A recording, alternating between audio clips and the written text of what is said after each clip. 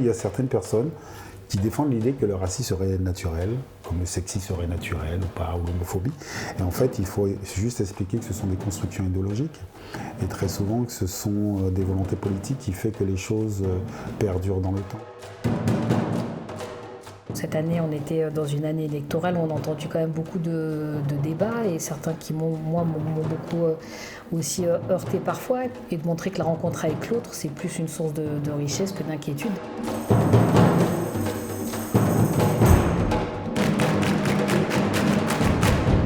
L'Esprit Olympique, un podcast de l'orchestre Divertimento.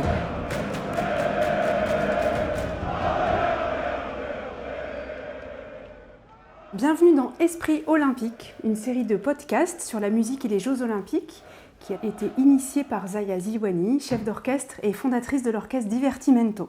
Bonjour Zaya. Bonjour.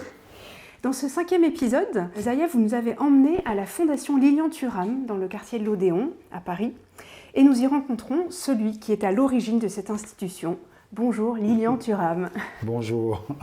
Alors, faut-il présenter l'ancien défenseur de l'équipe de France de foot ? Aujourd'hui, si vous avez souhaité inviter Lilian-Thuram, Zaya, au micro d'Esprit Olympique, c'est pas tant en tant qu'ancien footballeur qu'en tant que militant d'une cause qui vous importe beaucoup, la lutte contre toutes les formes de discrimination et puis l'engagement social à travers le sport et la musique. On s'est rencontrés pour la première fois à la Philharmonie de Paris, donc dans un lieu culturel, et je pense qu'on a beaucoup de points communs, ou en tout cas des visions qui sont assez proches, et c'est pour ça que je trouve intéressant d'amener nos auditeurs, les jeunes de notre académie, à aussi peut-être écouter ce que Lilian peut aussi nous apporter sur sa vision de la vie, des sujets qui sont aussi très proches et qu'on peut porter en tant que sportif ou en tant que musicien.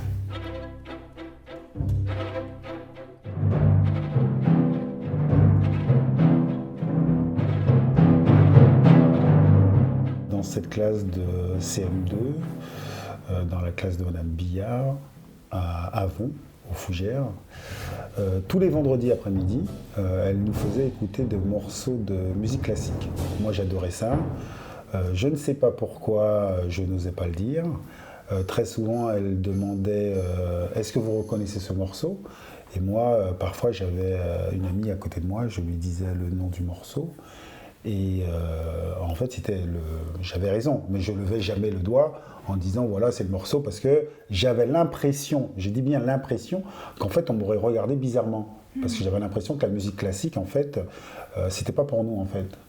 En fait, on ne pouvait pas dire qu'on aimait la musique classique parce que c'était connoté. Je ne vais pas dire négativement, mais ouais, attends, il écoute de la musique classique, il est sérieux lui, c'est n'importe quoi, c'est pas de la musique pour nous, vous voyez. Et donc, je reste persuadé que dans cette classe de CM2, peut-être qu'il y avait beaucoup d'autres enfants comme moi, et je pense que il faut dire aux enfants très tôt, tout vous appartient en fait, et n'ayez pas honte de dire que vous aimez ci ou ça, parce qu'il n'y a pas de honte à avoir. Alors, est-ce que vous sauriez nous dire si à l'époque votre famille préférée c'était plutôt les vents, les percussions ou les cordes, ou aujourd'hui peut-être ? Alors sincèrement, vous savez, mon préféré, quand il y a un orchestre, c'est le triangle. C'est un extrait d'une œuvre de Britten qui s'appelle Le Guide d'orchestre pour les jeunes. Britten s'est inspiré d'une mélodie de Purcell baroque, et en fait qu'il a écrit pour tout l'orchestre et qu'ensuite il a décliné par instrument, par famille d'instruments. Et donc là, c'est la variation qui est dédiée aux percussions.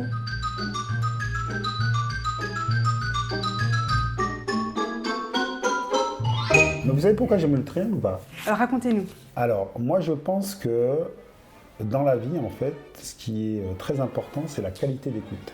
Savoir écouter les gens, d'accord ?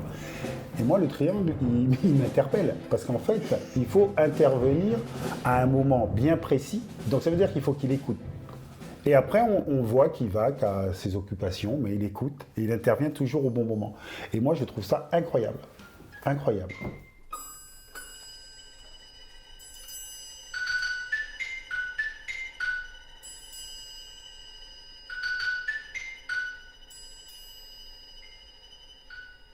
J'aimerais bien savoir si vous pratiquez un instrument. Alors, pas du tout. Je vais vous dire un truc. Tout au long de ma carrière de joueur de foot, j'ai essayé de prendre des cours de piano. D'accord ? J'ai pris des cours. J'ai ce piano encore à la maison. Parfois, je ne veux pas dire que je joue, parce que je ne joue pas. Je touche le clavier, c'est ça ? Oui. Mais je ne joue pas. Ça veut dire que jouer, c'est autre chose. Et en fait, j'aime tellement la musique que j'ai pris la sage décision de ne pas apprendre à jouer.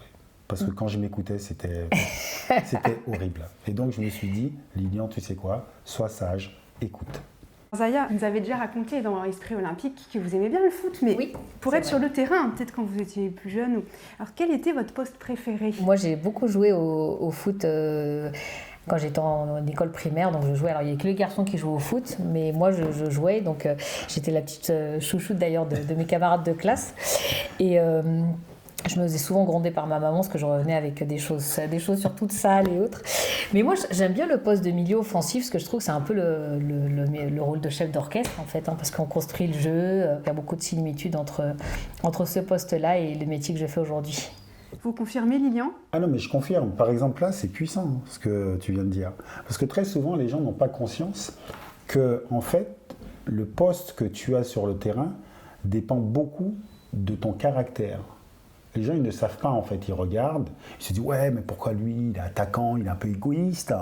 Pourquoi ?» Oui, c'est ça. Mais en fait, numéro 10, effectivement, surtout à notre époque, c'est vraiment c'est Zidane.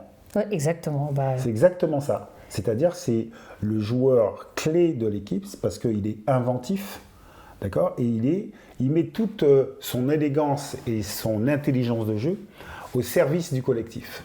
Sur le terrain, eh ben, les postes, c'est pas au hasard en fait. Voilà. Moi, je suis défenseur.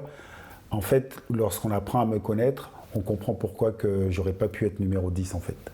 J'aurais pu être défenseur que défenseur. En 2015, vous avez été appelé à parrainer le projet Demos. Demos, c'est un dispositif d'éducation musicale et orchestrale à vocation sociale qui est porté par la Philharmonie de Paris. Aujourd'hui, Demos, c'est 45 orchestres composés de 4500 enfants en France métropolitaine et en Outre-mer. Demos, ça vous menait loin de l'univers sportif, a priori. Qu'est-ce qui vous a poussé à répondre oui? Alors tout d'abord, ça a été une demande. Et je dois avouer que la première fois qu'on m'a demandé si je voulais être le parrain de Demos, je me suis dit, est-ce qu'ils sont au courant de cette histoire de la classe de CM2 ? Je me dis, mais c'est pas possible. Comment ils savent en fait déjà que j'aime la musique classique et pourquoi ils me demandent à moi? Et donc j'ai répondu bien évidemment oui, avec grand plaisir. Parce que comme je vous ai dit, j'ai grandi et j'ai eu honte aussi du petit garçon que j'ai été lorsque je n'osais pas affirmer en fait que j'aimais la musique classique. Et je me suis dit, peut-être que c'est un signe, et de dire aux enfants, voilà, peut-être que vous n'avez pas l'opportunité d'aller vers cette musique, mais nous, on va vous en donner la possibilité. Ça veut dire de vous donner un instrument, d'apprendre ensemble.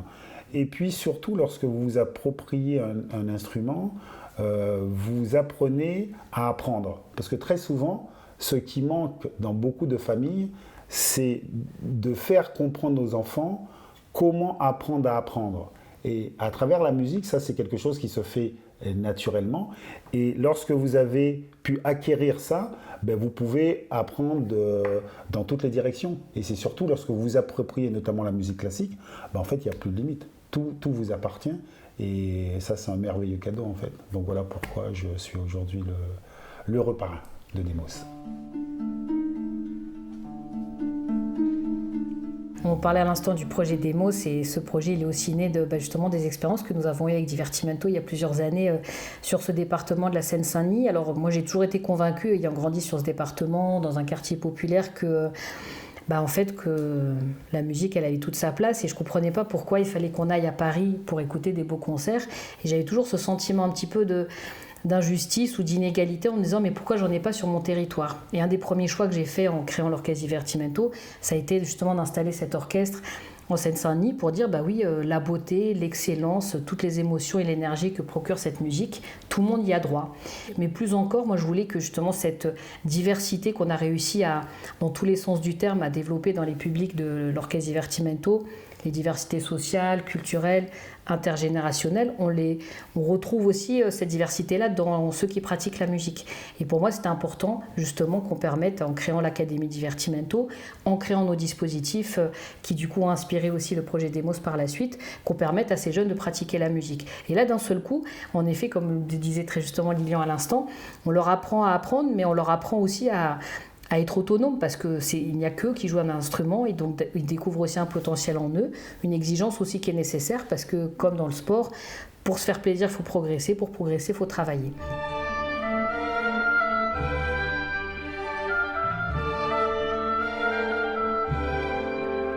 En 2008, vous créez cette fondation pour promouvoir l'éducation contre le racisme. Alors, comme Zaya avec Divertimento, vous intervenez beaucoup auprès des jeunes. Quel message cherchez-vous à leur transmettre ? Vous savez, très souvent, j'ai l'impression qu'on ne donne pas à comprendre aux enfants comment chacun de nous fonctionnons. Et il y a une question en règle générale qu'on ne se pose jamais, à savoir pourquoi je dis ce que je dis, pourquoi je sais ce que je sais, pourquoi je me comporte comme je me comporte. Et l'idée, c'est de dire aux enfants que nous sommes le fruit d'une histoire, nous sommes le fruit de certains conditionnements, et donc le racisme, le sexisme, l'homophobie, très souvent est lié à notre culture.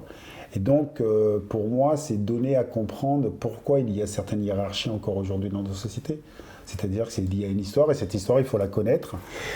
Cette histoire, il faut la connaître parce que très souvent, l'histoire nous emmène à nous enfermer dans des catégories.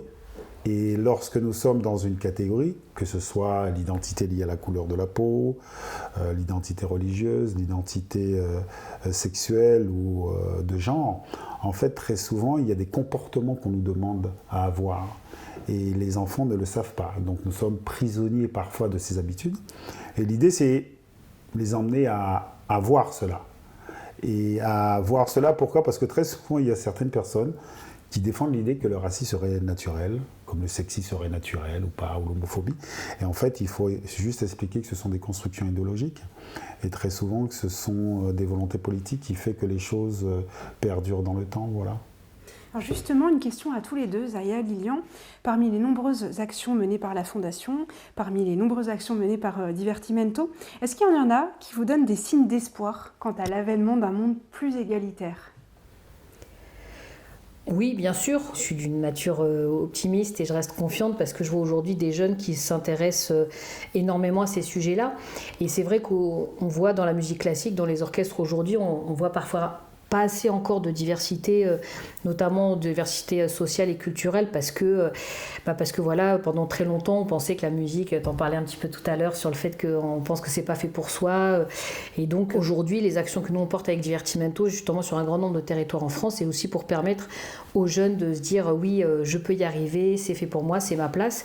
Et entre-temps, il y a quand même eu une progression et on voit aussi des jeunes voilà, de la Seine-Saint-Denis, de toutes origines culturelles, de toutes origines sociales, faire partie de notre académie, jouer d'un instrument, jouer très très bien. Et puis, ils me voient moi en tant que chef d'orchestre, femme, avec des origines aussi d'un autre pays. Et donc, eux, ça leur permet aussi de pouvoir s'identifier, de pouvoir se projeter. Et eux-mêmes ont des grandes ambitions. Il y a de plus en plus de jeunes qui revendiquent un changement de politique, notamment autour du réchauffement climatique. Il y a des jeunes aussi qui revendiquent l'égalité homme-femme plus fortement qu'avant. Et aussi, il y a de plus en plus de personnes qui dénoncent le racisme. Et je pense que oui, effectivement, je pense notamment il y a beaucoup de jeunes qui expliquent que effectivement le mariage pour tous c'est normal.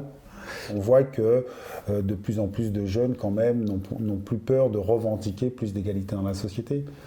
Ça ne veut pas dire que ça va arriver tout de suite, d'accord, mais en tout cas, il y en a beaucoup qui revendiquent. Et d'ailleurs, il faut leur dire qu'ils ont droit de participer à cela. Parce que très souvent, vous savez, il y a des jeunes qui font le constat et qui ne font rien. Donc il faut dire aux enfants, voilà, chacun de vous, vous pouvez changer les choses et votre voix compte.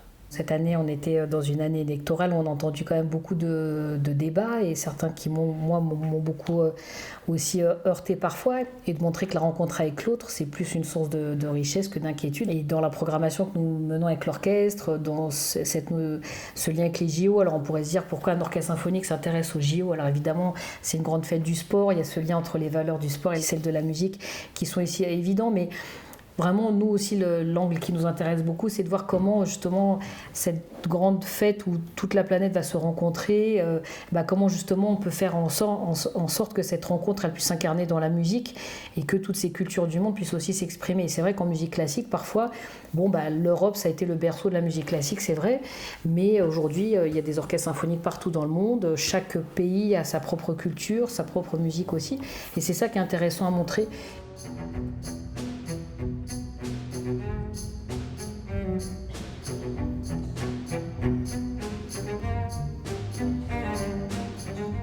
Dans Esprit Olympique, il y a toujours l'instant culture, qui est un moment d'écoute et de découverte musicale.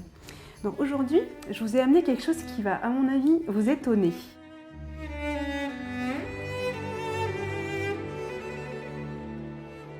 Il s'agit d'un extrait symphonique du compositeur Chostakovitch, compositeur russe du XXe siècle.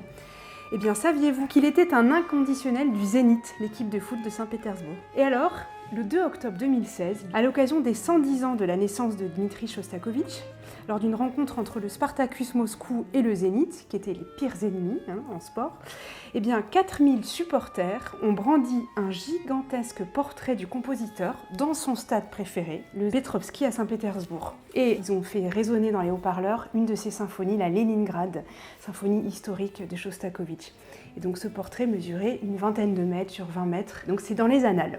Donc pour ça, nous allons écouter un concerto pour violoncelle que vous avez enregistré à l'occasion de 2012, le lancement aussi d'une autre année olympique, Zaya. Et pendant qu'on l'écoute, vous nous en direz quelques mots.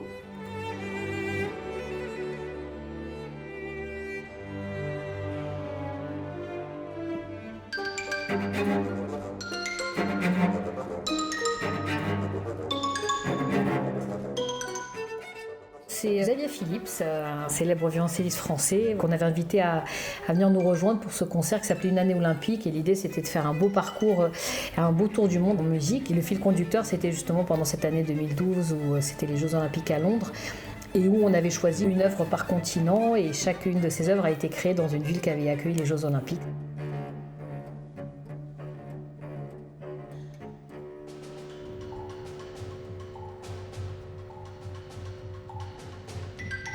Tu nous as fait vibrer au foot, alors j'espère que tu viendras bientôt nous écouter, on va te faire vibrer en musique. Moi, je vais venir très bientôt, et en tout cas, un grand merci de m'avoir invité.